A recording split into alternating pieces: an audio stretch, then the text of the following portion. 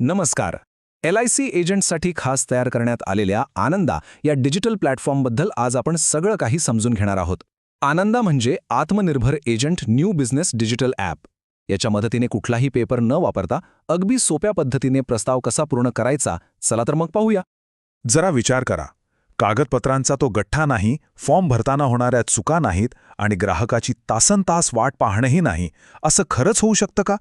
काही वर्षांपूर्वी हे फक्त एक स्वप्न वाटत होतं, पण आता हेच खरं वास्तव आहे. आणि हे वास्तव शक्य झालंय आनंदामुळे. खरं तर या एका प्लॅटफॉर्मने प्रस्ताव सादर करण्याची जुनी किचकट पद्धत पूर्णपणे बदलून टाकली आहे. आता सगळी प्रोसेस एकदम फास्ट, अचूक आणि पूर्णपणे डिजिटल झाली आहे. तर आज आपण काय काय पाहणार आहोत? सगळ्यात आधी डिजिटल सुरुवात कशी करायची, मग आधार KYCची तयारी, त्यानंतर प्रस्ताव आणि कोटेशन कसं बनवायचं, मग मुख्य अर्ज कसा भरायचा आणि शेवटी पडताळणी आणि पेमेंट करून प्रस्ताव यशस्वीपणे कसा सबमिट करायचा, हे सगळं आपण पाहू. चला तर मग सुरुवात करूया. सगळ्यात पहिली आणि खरं सांगायचं तर सगळ्यात महत्त्वाची पायरी म्हणजे आधार KYC. कारण ही एकच गोष्ट जर आपण आधीच तयार ठेवली ना, तर पुढचा सगळा प्रवास एकदम सोपा आणि विना अडथळा होऊन जातो. ही प्रोसेस खूपच सोपी आहे. फक्त या 4 स्टेप्स लक्षात ठेवा.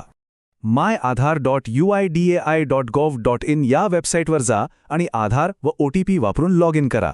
तिथे ऑफलाईन KYC नावाचा एक ऑप्शन दिसेल, तो शोधा. तिथे स्वतःचा एक 4 अंकी शेअर कोड तयार करा. हा कोड आपल्याला नंतर लागणार आहे आणि मग आधारची झिप फाईल तुमच्या डिव्हाइसवर डाउनलोड करून घ्या. इथे एक प्रो टिप देतो. ग्राहकाशी बोलून प्रस्ताव भरायला सुरुवात करण्याआधीच ही आधार झिप फाईल तयार ठेवा. यामुळे तुमचा खूप वेळ वाचेल आणि प्रोसेसमध्ये कोणताही अडथळा येणार नाही. बघा, तयारी असेल तर सगळं कसं सोपं होतं. ओके, तर आपली पूर्वतयारी झालेली आहे. आता आपण थेट आनंदा पोर्टलवर जाऊया आणि प्रत्यक्ष कामाला सुरुवात करूया. इथूनच आपल्या डिजिटल प्रस्तावाची खरी प्रोसेस सुरू होते. esales.licindia.in या वेबसाईटवर गेलं की तुम्हाला सेल्स चॅम्पियन्स असा पर्याय दिसेल, तो निवडा. मग पासवर्ड किंवा OTP जे सोयीचं वाटेल त्याने लॉग इन करा. आत गेल्यावर नवीन प्रस्ताव सुरू करण्यासाठी डाव्या बाजूच्या मेनूमधल्या प्लॅन्सवर क्लिक करायचंय. आता आपण ग्राहकासाठी एक कोटेशन तयार करणार आहोत. इथे ग्राहकाची अगदी बेसिक माहिती भरायची आहे, जसं की त्यांचं पूर्ण नाव, जन्मतारीख. मग पॉलिसीची रक्कम, मुदत आणि प्रीमियमची पद्धत निवडा. रायडर्स हवे असतील तर ते ॲड करा. सगळी माहिती भरल्यावर कॅल्क्युलेट प्रीमियम आणि त्यानंतर सेव्ह कोटवर क्लिक करायला अजिबात विसरू नका. आता ही एक छोटीशी पण खूप महत्त्वाची गोष्ट आहे. जर सॅटेलाइट ऑफिस असेल तर त्याचा योग्य कोड निवडणं गरजेचं आहे. उदाहरणार्थ चंदगडसाठी T001 किंवा आजऱ्यासाठी T002. ही एक छोटीशी चूक झाली तर प्रस्ताव चुकीच्या ऑफिसला जाऊ शकतो. त्यामुळे इकडे जरा विशेष लक्ष द्या. ओके, तर आता आपण या प्रोसेसच्या सगळ्यात मुख्य टप्प्यात आलो आहोत, तो म्हणजे प्रत्यक्ष अर्ज भरणे. हा भाग थोडा मोठा वाटू शकतो, पण काळजी करू नका. आपण तो टप्प्याटप्प्याने आणि एकदम सोप्या पद्धतीने समजून घेऊया. 1 मिनिट थांबा. अर्ज भरायला सुरुवात करण्याआधी एक काम करा. या संपूर्ण प्रोसेसमधली ही सगळ्यात महत्त्वाची गोष्ट आहे, तो म्हणजे ॲक्सेस ID. अर्ज सुरू करताच उजव्या कोपऱ्यात जो नंबर दिसेल ना, तो लगेच कुठेतरी लिहून ठेवा. हा ID जर हरवला तर तुमची सगळी प्रोसेस मध्येच थांबू शकते. त्यामुळे तो जपून ठेवा.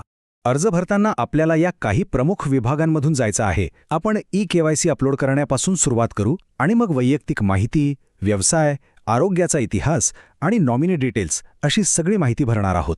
आणि इथेच बघा, आपण सुरुवातीला जी तयारी केली होती ना, ती कामी येते. आपण ती आधार झिप फाईल इथे अपलोड करताच ग्राहकाचा फोटो, नाव, जन्मतारीख आणि पत्ता सगळं आपोआप भरलं जातं. म्हणजे चुका पण टळतात आणि आपला खूप वेळही वाचतो. एक गोष्ट इथे लक्षात घ्या की आधार कार्डवरचा जो कायमचा पत्ता आहे तो आपल्याला बदलता येणार नाही. पण समजा ग्राहकाला पॉलिसीची कागदपत्र वेगळ्या पत्त्यावर हवी असतील तर कम्युनिकेशन ॲड्रेस म्हणून दुसरा पत्ता टाकण्याची सोय इथे आहे. वाह, आपण जवळजवळ शेवटच्या टप्प्यापर्यंत पोहोचलो आहोत.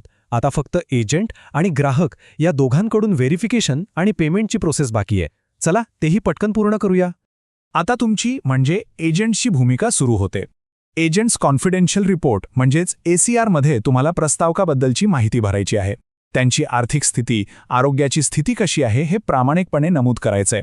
हे पूर्ण झालं की तुमच्या मोबाईलवर एक OTP येईल. त्याने ही माहिती व्हेरीफाय करा. आता ग्राहकाकडून व्हेरिफिकेशन करून घेण्यासाठी आपल्याकडे 2 मार्ग आहेत. पहिला, जर ग्राहक टेक्नोसॅव्ही असेल तर त्यांना ईमेल किंवा व्हॉट्सअपवर एक लिंक पाठवा, ते स्वतः ही प्रोसेस पूर्ण करतील. दुसरा, जर ग्राहक आपल्या सोबतच असेल तर आपण कस्टमर व्हेरिफिकेशनमध्ये जाऊन त्यांचा तो ॲक्सेस ID टाकायचा आणि OTPद्वारे प्रक्रिया पूर्ण करायची. सोयीनुसार योग्य मार्ग निवडा. ग्राहकाचं व्हेरिफिकेशन झालं की पेमेंटचा दरवाजा उघडतो. पेटीएम गेटवे निवडून पुढे जायचं. इथे ग्राहकाला credit card, debit card, net banking, wallets किंवा UPI असे भरपूर पर्याय मिळतात. त्यामुळं पेमेंटची प्रक्रिया अगदी सोपी आणि सुरक्षित होऊन जाते. आणि झालं, पेमेंट यशस्वी होताच तुमचा डिजिटल प्रस्ताव सादर करण्याची प्रक्रिया पूर्ण होते. अभिनंदन, आपण नुकताच एक पेपरलेस प्रस्ताव यशस्वीरित्या पूर्ण केला आहे. चला एका नजरेत हा सगळा प्रवास पुन्हा एकदा पाहूया.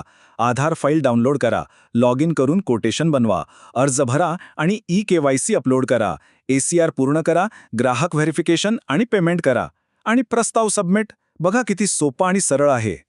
याचा अर्थ आपला डिजिटल प्रस्ताव आता पूर्ण झाला आहे आणि तो थेट अंडररायटिंग टीमकडे पुढच्या प्रोसेससाठी पाठवला गेला आहे. आता फक्त पॉलिसी इश्यू होण्याची वाट पाहायची आहे. तर मग पुढचा प्रस्ताव पूर्णपणे डिजिटल पद्धतीने करण्यासाठी आपण तयार आहात ना? हे तंत्रज्ञान आपलं भविष्य आहे आणि त्याचा वापर करून आपण आपला व्यवसाय अजून वेगाने वाढवू शकतो.